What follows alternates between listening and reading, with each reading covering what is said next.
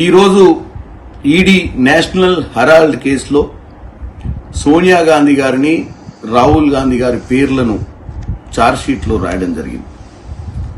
ముఖ్యంగా ఈ national Herald case ఏంటంటే ఆ పర్టికులర్ నేషనల్ హెరాల్డ్ కు ఉన్నటువంటి ఆస్తులను కాపాడడానికి ఒక కంపెనీ ఫ్లోట్ చేయడం జరిగింది. ఆ కంపెనీలో ఎటువంటి ట్రాన్సాక్షన్లు చేసే అవకాశం లేదు, ఎటువంటి ట్రాన్సాక్షన్లు కూడా జరగలే, కమర్షియల్ ట్రాన్సాక్షన్స్. కేవలం ఒక రాజకీయ కుట్ర ఇది. ఈరోజు సోనియా గాంధీ గారి పేరు, రాహుల్ గాంధీ గారి పేరు పెట్టి కాంగ్రెస్ పార్టీ నాయకత్వాన్ని బలహీనపరిచే విధంగానే దీన్ని చూడాలి తప్ప దీంట్లో వాస్తవంగా ఏమైనా ట్రాన్సాక్షన్లు జరిగి ఏమైనా అవకతవకలు జరిగితే వారి పేర్లు కానీ ఇంకా మిగతా వాళ్ళ పేర్లు కానీ ఈ ఛార్జ్షీట్ లో చేయడాన్ని మనం న్యాయపరంగా చూడొచ్చు.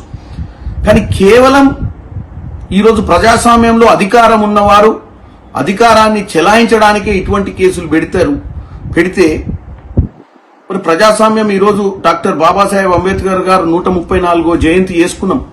ఈ ప్రజాస్వామ్యంలో మరి ఈ యొక్క ఏజెన్సీలు వారు చేసే ఎంక్వైరీలో కూడా పారదర్శకంగా ఉండి ముందుకు తీసుకోవాలని కోరుకుంటున్నాను.